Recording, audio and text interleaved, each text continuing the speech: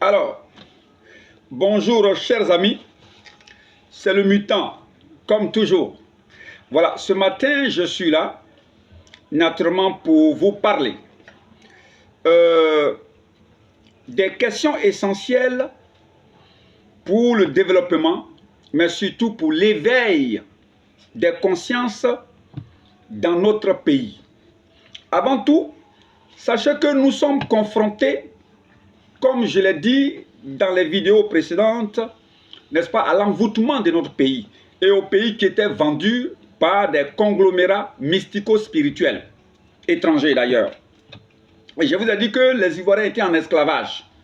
Mais je suis allé plus loin pour vous dire certainement que ces vampires et ces conglomérats mystico-spirituels étrangers, naturellement, avaient plongé le pays dans l'esclavagisation des Ivoiriens. Alors, pour en sortir, nos partis politiques ont besoin de s'affirmer et d'affirmer des plans de sortie, naturellement, de ce pays, de toutes ces difficultés, à travers des projets de société qui sont suffisamment clairs et non se bagarrer, n'est-ce pas, autour de quelques personnalités, n'est-ce pas, parce qu'ici, finalement, on fait le culte de la personnalité, n'est-ce pas, et je me suis rendu compte que la politique est beaucoup plus basée sur la médiocrité. Ça veut dire les injures, la calomnie, n'est-ce pas, les petits faux coups bas. On n'a pas besoin de ça dans ce pays. On a besoin que les partis politiques nous présentent des projets de société et que des partis politiques nous présentent des visions claires et nettes, n'est-ce pas, qui pourront être menées, même quand le leader n'est pas là, par ses lieutenants ou bien par ses successeurs. D'accord? La preuve, aujourd'hui en Côte d'Ivoire, nous assistons à une médiocrité qui ne dit pas son nom, qu'on appelle pas de plan B. C'est trop grave. C'est trop grave. Comme si dans ce pays, il n'y avait que juste 3-5 personnes qui pouvaient diriger ou bien qui pouvaient éclairer notre pays, le conduire, n'est-ce pas, à sa destination, à sa destinée. D'accord? Et je ne suis pas d'accord avec ça. Alors, dans ces jours, je vais vous parler de la Ligue ivoirienne pour l'éveil des consciences. Mais avant tout, sachez que nous sommes confrontés dans ce pays et dans toute l'Afrique à 3 grands courants de manipulation et de vampirisme. On a en un, le vampirisme politique, législatif et judiciaire. Ça c'est un. Le vampirisme universitaire et intellectuel. Le vampirisme religieux, culturel et traditionnel. Parce que ce sont ces courants-là, c'est dedans qu'on trouve les plus arrogants du pays. Les plus arrogants d'un pays, c'est les politiciens, c'est les élus, c'est aussi, n'est-ce pas, ceux qui dirigent l'appareil judiciaire. Dans tous les pays du monde, c'est comme ça. Mais aussi, on a aussi les universitaires, les enseignants et autres. Eux, on ne peut plus rien leur enseigner parce qu'ils savent tout. D'accord? Et puis on a les religieux, naturellement, qui pensent que Dieu leur parle. Donc, quand Dieu parle à quelqu'un, bon, tout ce que l'autre va dire, ça ne lui dit plus rien. N'est-ce pas? Et puis, on a aussi nos traditionalistes qui sont là, naturellement, qui ont du pouvoir, donc qui pensent que c'est à eux seuls que les ancêtres parlent. Vous voyez? Et ça crée un vrai problème dans notre pays. Ce sont donc, tout ça, c'est des programmes, ou bien c'est des projets pour aliéner, n'est-ce pas, notre nation. Mais en même temps, c'est pour... Le but, c'est un but d'assujettissement, mais aussi d'esclavagisation, la domination, n'est-ce pas, ou le reniement de soi, pour que, naturellement, les peuples soient à leur disposition. Donc, on crée toutes sortes de scénarios pour embrouiller le peuple et pour les emmener, n'est-ce pas, comme je l'ai dit, à l'aliénation, à l'assujettissement, mais aussi à l'esclavagisation, la domination et au reniement, n'est-ce pas, d'eux-mêmes, de leurs capacités. Donc, ils ne voient plus que dans les autres. Bon, c'est ceux-là qui peuvent nous diriger, sinon nous-mêmes, là, on ne peut pas. C'est trop grave. C'est trop grave. C'est trop grave. Il faut qu'on change de paradigme et il faut qu'on change, n'est-ce pas, nos cocottes. Le développement est avant tout la transformation par soi, la réinvention par soi, le changement de mentalité par la prise de conscience et le changement, n'est-ce pas, de paradigme par soi. Chacun doit donc être le baromètre de son propre succès, de sa propre réussite pour devenir la meilleure version de soi. Sinon, on ne va pas s'en sortir. Donc, ce que je peux dire, c'est que la Ligue ivoirienne pour l'éveil des consciences est un forum pour l'acquisition et la promotion de la souveraineté de notre pays, la Côte d'Ivoire.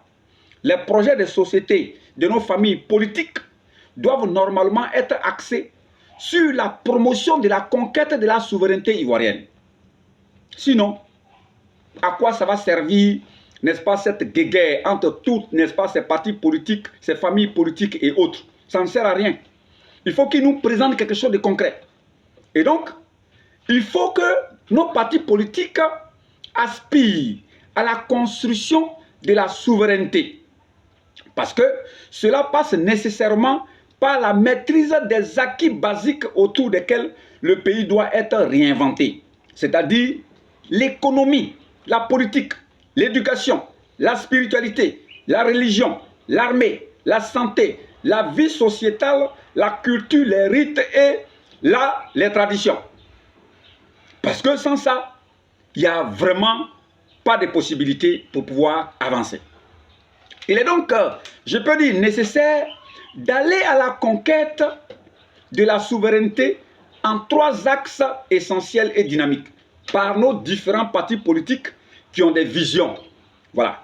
Et donc, il faut réfléchir à la souveraineté économique et monétaire, la souveraineté politique, législative et judiciaire, la souveraineté éducative, scolaire et universitaire, la souveraineté spirituelle, culturelle, traditionnelle et religieuse, la souveraineté militaire et sécuritaire, la souveraineté pharmaceutique et de la santé publique, mais aussi la souveraineté sociale, culturelle et linguistique. Nos langues, il faut faire la promotion de nos langues. Parce qu'on a emprunté une langue qu'on ne maîtrise même pas, qu'on ne sait même pas, on ne connaît pas son origine. La preuve, on porte des noms d'esclaves. Alfred, Rigobert, Bernard, Sophie, Henriette, je ne sais pas quoi. Voilà. Et tout ça, ça nous crée des problèmes. On est mélangé.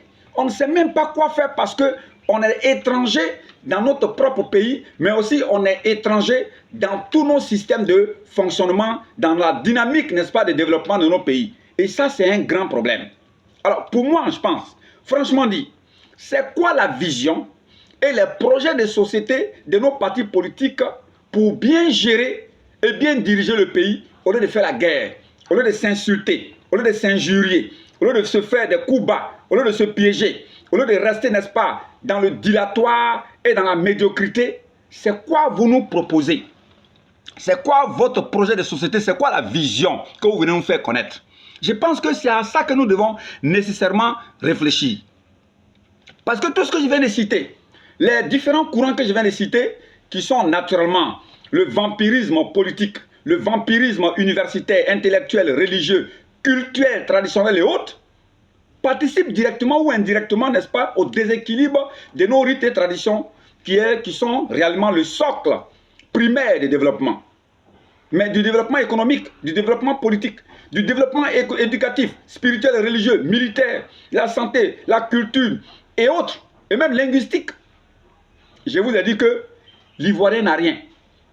On mange étranger, on respire étranger, on apprend à l'école l'histoire des étrangers. Naturellement, on s'habille étranger et même, ce qui est grave, rien ne nous appartient. On est dans les maisons des étrangers. On loue des ambassades étrangères. On loue même nos locaux, même le plateau même a été peut-être construit par des étrangers. On ne sait rien, on n'a rien. On n'a rien, on n'a rien du tout. On ne peut réussir qu'avec le concours des étrangers. On n'a rien. Et ça, c'est vraiment difficile pour nous. Dans ce pays, les jeunes pensent que pour réussir, il faut faire de la politique. Mais même pour faire la politique, là, il faut l'apprendre. On ne peut pas vouloir faire de la politique, la réussir et puis rester dans la médiocrité. Mais c'est ça qui fait que les politiciens, quand ils envoient les gens autour d'eux, au lieu de les former, au lieu de les envoyer dans les grandes écoles, dans les grandes universités, pour leur, n'est-ce pas, leur formation, en sciences politiques et dans les autres programmes additionnels pour mieux conduire dans l'économie, n'est-ce pas, apprendre, n'est-ce pas, l'économie, l'éducation, n'est-ce pas, qui est basée sur leur propre culture, n'est-ce pas, mais on ne le fait pas. Tout ce qu'on cherche, c'est de devenir au pouvoir pour avoir un poste, n'est-ce pas, social et surtout un statut juridique de travail. Et c'est trop grave. Il faut que toutes ces choses changent et c'est trop dangereux pour notre pays. Ça fait que un jeune peut attendre que le parti dans lequel il est vienne au pouvoir pour espérer travailler un jour. Parce que même même quand il est dans un autre parti politique et qu'un autre parti politique est là, il n'est pas sûr d'avoir du travail parce qu'il ne fait pas partie de ceux qui gouvernent. Tout ça, c'est un problème pour le pays. Ça veut dire qu'on a perdu espoir en tout lieu et en tout temps. Et c'est trop grave. Aujourd'hui, nous allons nous pencher sur la grande politique managériale de gestion de notre pays qui est composée des pouvoirs politiques, judiciaires et législatifs. Parce que si on ne comprend pas, n'est-ce pas, ces trois domaines-là, mais là on est perdu. Là on est complètement perdu. Le pouvoir politique, ce qu'on doit enseigner, et ça doit s'enseigner, n'est-ce pas, dans des programmes de ce qu'on appelle des programmes d'éducation populaire. Le pouvoir politique est le gérant, le garant et le gardien du patrimoine national. On appelle ça le GGG, les 3 G. Il soumet ses choix et sélections aux législatives, tout comme l'incréé. Vous voyez, l'incréé, le grand Dieu, le grand architecte, celui qui existe par lui-même, naturellement, il délègue. Mais aussi, il est sélectif. Et puis, on a le pouvoir législatif. Le pouvoir législatif est un filtre des actions du pouvoir politique. Donc, des actions, n'est-ce pas, des projets, des orientations et autres. Ça veut dire que le président de la République, là, pour prendre des grandes décisions, pour faire des grands choix, pour recruter, il va passer par le pouvoir législatif. Naturellement, qui vont donner leur point de vue, n'est-ce pas? Ah, le président veut choisir, n'est-ce pas, un chef d'état-major. Est-ce qu'on est d'accord? Est-ce que le peuple est d'accord pour le choix, n'est-ce pas, de tel? Le président veut nommer un directeur général ou bien le ministre de la Santé. Est-ce que le peuple est d'accord? Donc, on soumet les choix là à l'hémicycle. Et puis, eux, ils vont statuer dessus. Donc, le président, le gouvernement va envoyer, ou bien le chef du gouvernement va envoyer une liste. Eux, ils vont entériner. Mais on s'est rendu compte que tout est entre les mains d'un seul individu. Et c'est tout ça qui pose problème. Après ça, le pouvoir judiciaire est par excellence le principe de restauration, de la justice, de la paix, de la cohésion sociale, de la solidarité, de la sécurisation, n'est-ce pas, des personnes et des biens. Donc, naturellement, une partie du pouvoir, n'est-ce pas, politique, va aller à l'endroit, n'est-ce pas, des judiciaires, pour que le juge soit autonome. Donc, s'il y a des gens, il y a des dérives dans le pays et autres, pour restaurer, pour réorienter, pour rééduquer, hein, n'est-ce pas, tout ça c'est important. Oui, mais il faut que ces trucs soient vraiment autonomes. Le pouvoir judiciaire, il doit être autonome. Le pouvoir législatif, il doit être autonome. Mais tout ça, c'est mélangé. On ne sait pas qui fait quoi. Et quand c'est comme ça, ça devient un problème. Et je pense que c'est tout ça qui nous crée des difficultés dans ce pays-là. Donc, comme je l'ai dit, il faut naturellement que nous puissions penser, repenser, réinventer comment les partis politiques vont présenter leur vision, mais surtout leur société, leur projet de société, pour que ça rentre dans le cadre de la conquête de la souveraineté nationale. Parce que naturellement, si on n'a pas la souveraineté économique et monétaire, il faut qu'on ait notre propre monnaie. Sinon, ça va être un problème. Ça, c'est clair. Si on ne peut pas définir nos propres orientations économiques, mais ça va devenir un vrai problème.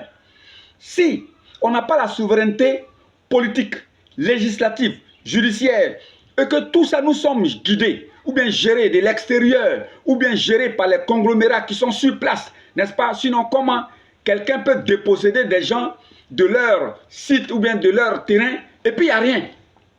Vous comprenez qu'il y a un souci. Il y a un souci. Sinon, comment on peut donner le pouvoir à des des députés, mais on voit que ils sont faibles devant des situations, mais il y a un souci. Ça veut dire qu'ils ne sont même pas souverains dans le rôle qu'on leur a donné. Les juges ne sont pas souverains dans le rôle qu'on leur a donné. Les politiques, tout ça c'est un problème. Et puis, on va plus loin, on a la souveraineté éducative, scolaire et universitaire. On apprend des choses qui ne vont rien nous apporter dans le fond. On ne connaît même pas l'histoire de notre pays et on est cramponné à apprendre l'histoire des autres. N'est-ce pas? On ne peut pas apprendre, oui, le président, l'ex-président Henri Konan Bédié, voilà ce qu'il a fait dans des livres. Le président Laurent Gbagbo, le président Alassane, voilà comment ils ont travaillé. Voici. Les différents premiers ministres, voilà comment il était ici. Son village s'étend, il a travaillé ici. Tous ceux-là, on ne connaît pas leur histoire. Mais on apprend l'histoire des autres. Et puis, le système éducatif lui-même, on va en arriver là. Hein, n'est-ce pas? Je vais faire une vidéo spécialement dessus. Les dérives, les limites. Tout ça, on va ressortir. Parce que ce n'est pas normal. Et puis, naturellement, un pays, là, si on a dompté votre pouvoir spirituel, mais vous êtes livré, n'est-ce pas, à tout. À toutes sortes de dérives. Parce que dans un pays, le pouvoir spirituel, il est détenu par une catégorie de personnes. Et si ces personnes-là sont corrompues, mais vous êtes fichus. Mais c'est terminé pour le pays. Parce qu'un pays repose d'abord sur son pouvoir spirituel. C'est pour ça que quand un chef d'État est élu, ce sont ces dépositaires, n'est-ce pas, des cultures, des rites et autres, qui viennent le mettre au pouvoir, qui viennent lui donner le pouvoir pour gérer le pays, pour le mandat, n'est-ce pas, qu'il a. Mais si ce n'est pas fait, quelquefois, mais il y a un souci. Et tout ça, il faut qu'on revienne à ça. Notre culture, on n'a pas de culture. Regardez un peu chez les BT, il n'y a pas de culture. Ils ne se regroupent que quand il y a des funérailles. Mais il y a un problème. Il y a un problème. Donc il faut qu'on pense à toutes ces choses. Nos chefs traditionnels ne sont pas respectés dans les villages. Voilà. Et les politiques marchent comme ça sur eux. Et ce n'est pas normal, c'est inacceptable. Nos leaders religieux, ils sont dans la confusion. On ne sait pas réellement quel rôle ils jouent. Ils sont devenus des commerçants et des boutiquiers. Naturellement, oui. Ils ont même, comme je l'ai dit la fois dernière, transporté les sectes pernicieuses. Ils les blanchissent dans les églises. On ne sait plus quelle église qui est bonne. Dans tous les cas, nous, on sait qu'aucune église ne va envoyer l'homme au ciel. Ça, c'est aussi clair. Mais les individus qui sont devant, mais tout ça, c'est un problème. Il faut que l'État régule, n'est-ce pas, ce secteur-là. Parce que c'est un secteur qui a complètement envahi et qui est en train, je peux dire, d'étouffer. Et même, pour parler un peu plus dur, constiper, hein, le mental des Ivoiriens aussi. Ils participent. Parce que le blanchissement de la sorcellerie à l'église, mais c'est encore plus dangereux. Mais il y a aussi la souveraineté militaire et sécuritaire. Naturellement, comme je l'ai dit, il ne faut pas que nos armées soient embrigandées par des individus. C'est trop grave. C'est trop grave. Vous voyez? C'est trop grave. La pharmacie, la santé. Vous voyez? Quand on est malade, les médicaments même qu'on utilise, on ne sait pas leur provenance, on ne sait pas ce que ça contient. La preuve, on a eu Corona ici, on a fait des vaccins aux gens, mais on a comme l'impression que tous ceux qui ont été vaccinés là, ils sont en train d'avoir des problèmes aussi. On ne sait pas.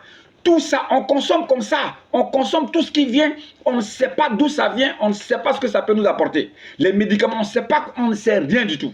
Parce qu'on n'est pas à l'origine de tout ça.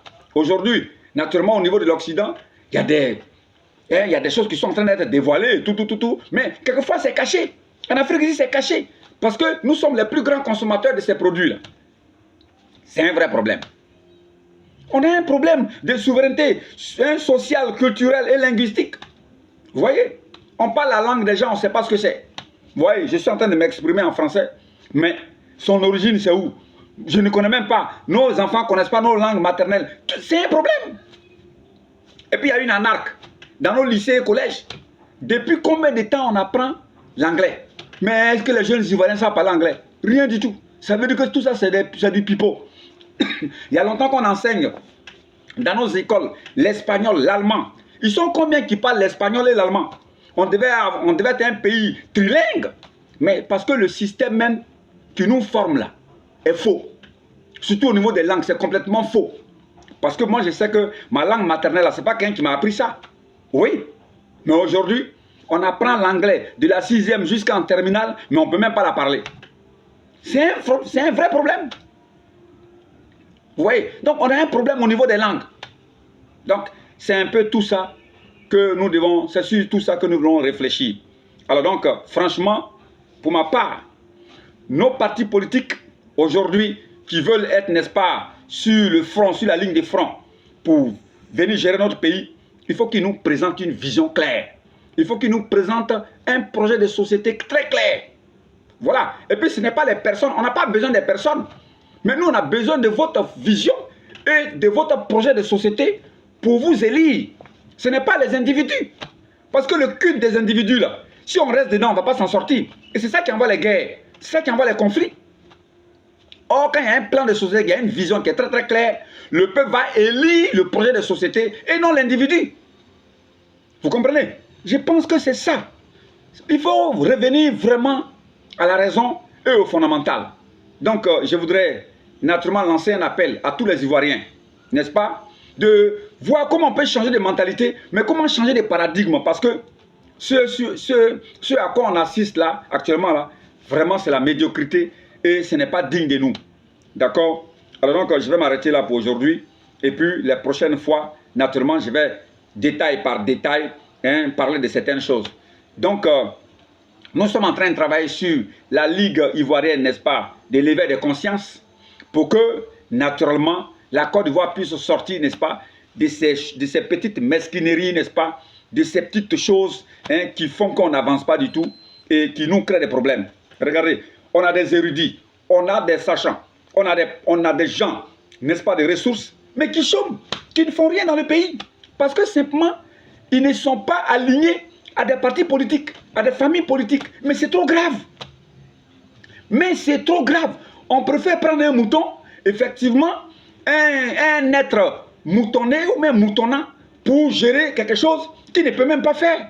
Et c'est trop grave. C'est trop grave. C'est trop grave.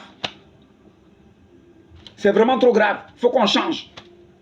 C'est pour cela que ce pays est en train de s'enliser. Ce pays est en train vraiment d'aller à la catastrophe. Je pense que si on ne revient pas en arrière pour réorienter les choses, alors ça va être difficile.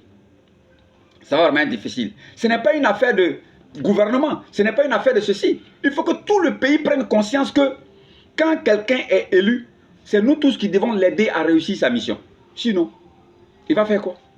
Seul, il va faire quoi? Rien du tout. Vraiment, merci beaucoup. Je voudrais profiter encore une fois de plus pour remercier tous les acteurs politiques, n'est-ce pas, de notre pays. Aussi le chef de l'État qui fait des efforts. Mais il faut que le peuple accompagne toutes ces personnes-là, toutes ces personnalités, pour que nous puissions entrer dans la gloire, n'est-ce pas, de notre pays, de notre destinée. Que Dieu nous garde. Ciao, ciao. À la prochaine vidéo. Merci beaucoup.